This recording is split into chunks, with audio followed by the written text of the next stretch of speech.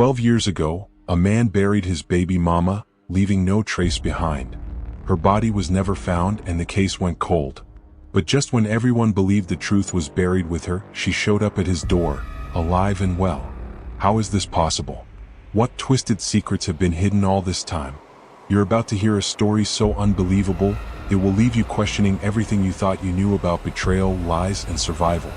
What if everything you thought you knew about someone was a lie? How do you survive a death sentence, only to return from the grave years later? This isn't just a mystery, it's a journey into the darkest secrets of the human heart. This is a case that defies all logic. Stay with us as we uncover the shocking truth, one piece at a time. It all began in 2008 in a quiet, middle-class neighborhood in Houston, Texas. Karen Williams, just 24 years old, was a single mother to her young daughter, and like many mothers, she had big dreams for herself and her little one. Full of life and hope, Karen was trying to move on from a past that had held her back for too long. She had recently ended a tumultuous relationship with Marcus Jenkins, her ex-boyfriend and father of her child. Despite their ups and downs, they shared a young daughter, and once upon a time, Karen and Marcus had envisioned a future together. Karen had always been the kind of person who believed in second chances. She believed in love and the possibility of change, but Marcus had worn down her optimism. He was a charming, ambitious man, known for his warm smile and outgoing personality. At first, he had swept her off her feet. But after their daughter was born, Marcus's charm started to fade. His temper began to show and his behavior became erratic. People who knew him thought he was just going through a rough patch, dealing with the pressures of being a father and trying to find his place in life. They didn't see the darkness that lurked beneath the surface, a darkness that, unfortunately, Karen would soon come to realize all too well. Karen had tried to make the relationship work. She'd hoped things would improve, but deep down, she felt the distance between them growing wider. Still, she wasn't ready to give up just yet. She tried communicating with Marcus, expressing her frustrations, but his responses were either dismissive or defensive. Despite all of this, Karen had a sense of hope, believing that with some time things could heal. What she didn't know was that the situation was far more dangerous than she realized. But one night, things took a darker turn. What seemed like just another argument between a couple who had grown apart, something they'd been through countless times before, escalated quickly into something far more violent. That night would mark the beginning of a tragedy that would change their lives, and the lives of everyone around them, forever. The next morning, Karen was gone. No one knew where she went or what had happened to her. No one suspected Marcus, who appeared calm on the surface, and for a time the world moved on. But behind closed doors, Marcus had already made a decision, one that would alter their lives in unimaginable ways. What happened next would send shockwaves through the community, and ultimately the truth of Karen's disappearance would only come to light years later. The darkness that had once been hidden in the shadows was about to be exposed in the most unimaginable way. Welcome to True Crime Echoes, where we explore real-life mysteries that keep you on the edge of your seat. If you believe justice always has its way of revealing the truth, don't forget to hit that like button, share this video, and subscribe. Your support helps keep the stories that need to be told alive. Karen Williams grew up in a loving home with two parents who worked tirelessly to provide for their children. Raised in a tight-knit, hardworking family, Karen always felt the warmth of support and encouragement. Her mother, a nurse, was her greatest inspiration. Karen admired her mother's ability to care for others, always striving to make a difference in the lives of those who needed it most. It was this passion for helping others that led Karen to pursue a career in nursing. She dreamed of one day working alongside her mother, providing care and compassion to people in need. Karen's world was shaped by the love and stability of her family, and she always felt she had a clear path ahead. She worked hard in school, excelled in her studies, and earned her degree in nursing with the hope of eventually becoming a pediatric nurse. Her life was full of promise, a future she was eager to embrace. But it was when she met Marcus Jenkins that things began to change. Marcus was charming and full of life. He had a smile that could light up a room, and his warm personality quickly drew Karen in. He was kind, thoughtful, and always seemed to say the right things. They connected deeply, and before long they were inseparable. Karen believed she had found her soulmate, someone she could build a future with. For the first few months, their relationship felt perfect.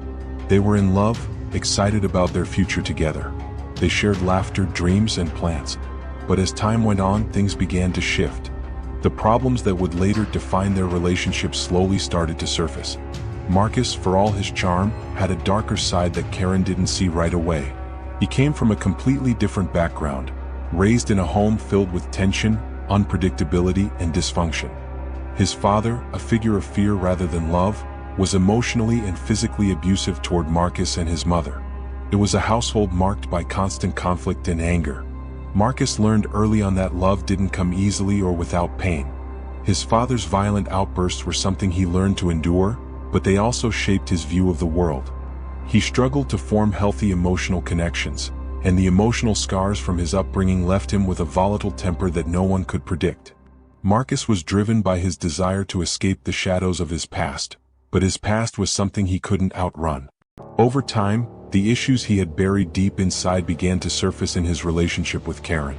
After Karen gave birth to their daughter, the pressures of parenthood began to weigh on their relationship. What had once been a relationship filled with hope and possibility began to unravel. Marcus started to change. His affection, once so genuine, began to feel forced. He became distant, unpredictable, and controlling. Karen felt it in every argument, in every cold silence that followed. She tried to reach him, tried to rekindle the connection they once had, but it was as if something had snapped within him. The charming man she had once fallen for was slipping away, replaced by someone darker and harder to understand. The emotional toll of their troubled relationship began to wear on Karen. She could no longer ignore the constant tension that hung over them. The relationship she had once hoped would last a lifetime was crumbling. Karen, who had always believed in second chances, began to lose hope. She still loved Marcus, but she realized that love alone wasn't enough to fix what had broken inside him, or inside their relationship. Despite the strain, Karen tried to make it work. She believed that if she tried hard enough, if she gave it more time, things would improve. She had always been someone who believed in second chances, someone who thought that love could heal even the deepest wounds. But behind closed doors, things only got worse. Marcus became more controlling, more distant, and the emotional abuse began to seep into their relationship. The arguments escalated. Small disagreements turned into full-blown confrontations that left both of them emotionally drained. In private, Karen began to feel like she was walking on eggshells, afraid of setting Marcus off with even the smallest comment or action. The man who once promised her the world had now become someone she barely recognized. And the worst part was that Karen knew that if things didn't change, it would eventually reach a breaking point. One night, after an especially heated argument, Karen reached out to a close friend, confiding in them about her growing unhappiness. She told her friend that she was planning to leave Marcus for good. She had made up her mind. She was going to pack her things, take their daughter, and start a new life away from the toxicity of the relationship. She was done. The following morning, Karen was nowhere to be found. At first, Marcus was calm, claiming that Karen had simply left him, taking their daughter with her. He said she had packed up and walked out of their lives. But when friends and family searched for her, there were no signs of her, no trace, nothing. The police were called and the search began. But no one could find Karen. Her belongings, her car, everything was left behind, untouched. It didn't add up. People began to suspect the worst, and they began to look at Marcus, the one person who knew where she had gone. The search dragged on for weeks, then months, but there was still no sign of Karen. Marcus's story remained the same. He claimed that Karen had run off, but the police were beginning to piece together a different story, one that would reveal a chilling truth no one could have predicted. When Karen went missing, the investigation started immediately. Her family, friends, and neighbors feared the worst. They couldn't believe that a woman with such a bright future, a devoted mother, could simply vanish without a trace. Her last known actions were nothing more than a conversation with a friend the night before. She had planned to leave Marcus, to escape the suffocating control and emotional strain that had consumed their relationship for so long. But by morning she was gone. The police quickly questioned Marcus Jenkins, the one person who could shed light on Karen's whereabouts. His responses were calm, almost too calm. There was no sign of panic or concern in his voice, even as they probed deeper into his role in the disappearance. He claimed that Karen had packed up, taken their daughter, and left him. He told the police she had made this decision on her own, walking away from her family in search of a better life. It sounded like the story of a woman fed up with her partner and choosing to start fresh elsewhere.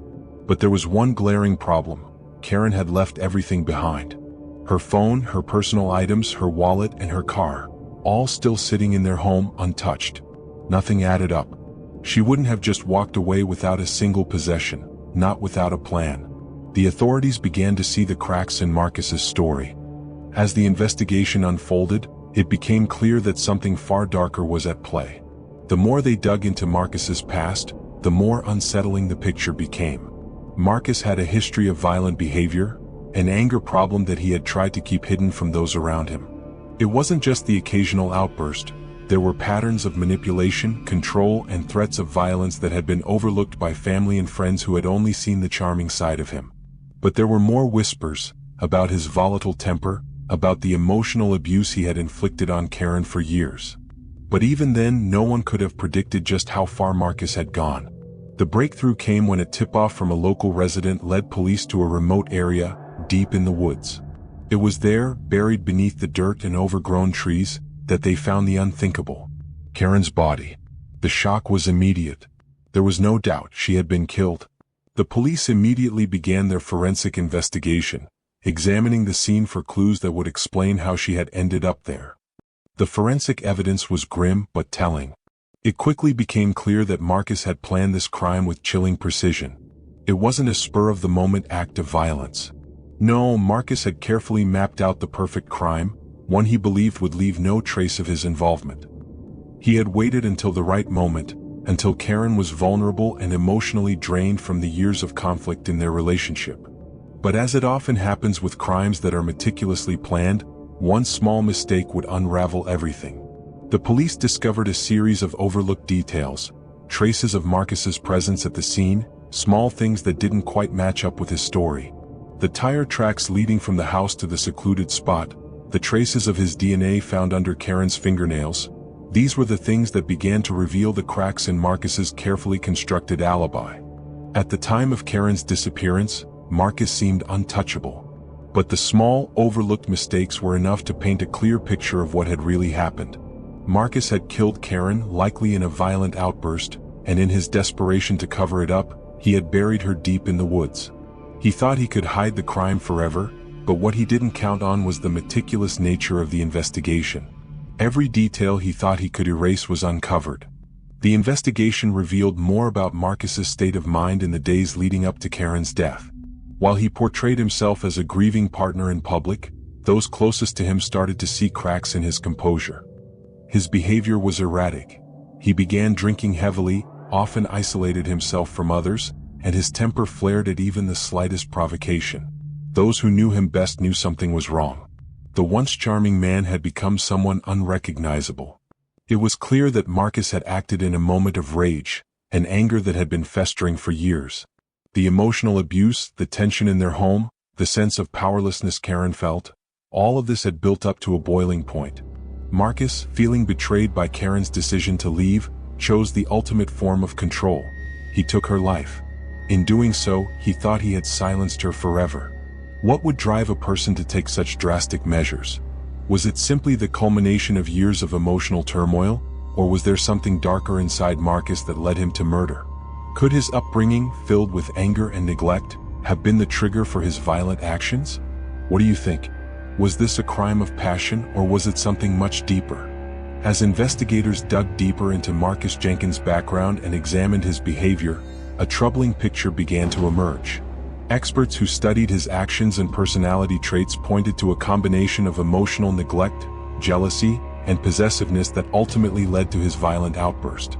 But these weren't just random acts of anger, they were the result of years of emotional trauma and unresolved psychological issues. Psychologists argue that Marcus's upbringing, filled with neglect and emotional turmoil, set the stage for his eventual breakdown. Raised in an environment where anger was the default response, he never learned how to express his emotions in healthy ways. Marcus's father was a controlling, abusive figure, and it's believed that the psychological scars from growing up in that toxic environment played a key role in shaping Marcus into the man he became. Experts suggest that children who are raised in abusive households often grow up feeling isolated and powerless, unable to express their emotions constructively. For Marcus, That isolation turned into a deep-seated need for control in his adult relationships. When things started to fall apart with Karen, when she threatened to leave him and build a life on her own, Marcus felt an overwhelming sense of betrayal and helplessness. The idea that Karen might break free of him triggered something inside Marcus, a primal fear of losing control, a fear that many experts believe ultimately led to murder. In relationships, emotional neglect can have devastating consequences. When one partner feels constantly overlooked, undervalued, and unheard, it can lead to feelings of resentment and emotional exhaustion.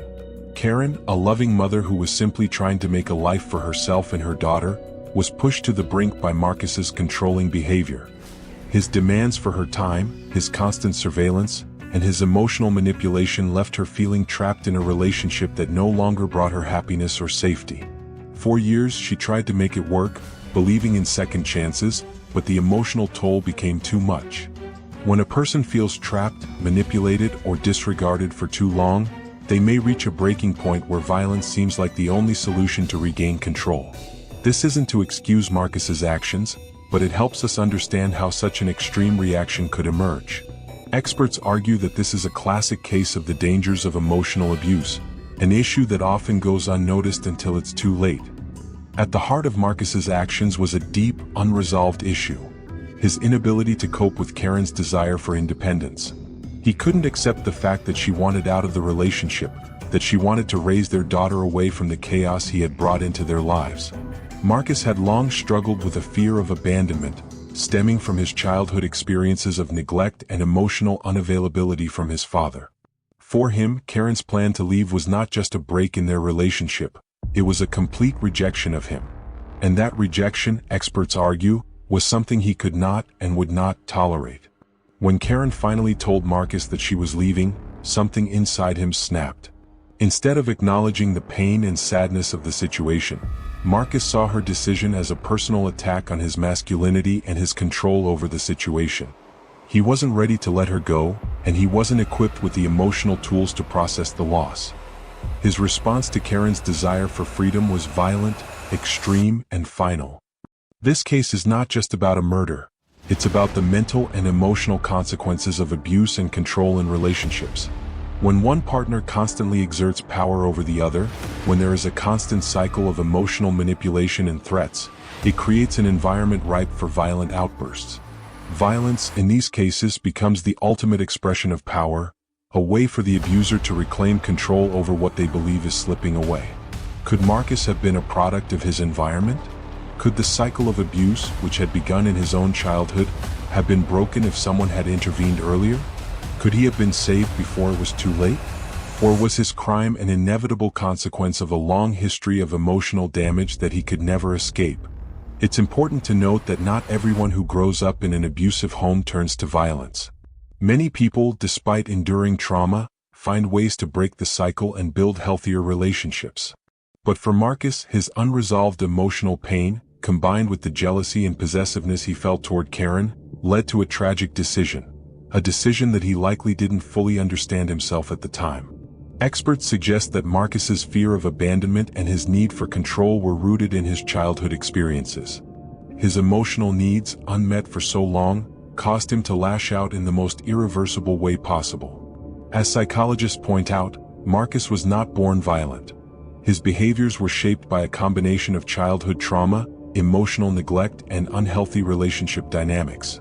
This isn't to absolve him of responsibility for his actions, but it does shed light on the psychological factors that played a crucial role in the chain of events that led to Karen's death.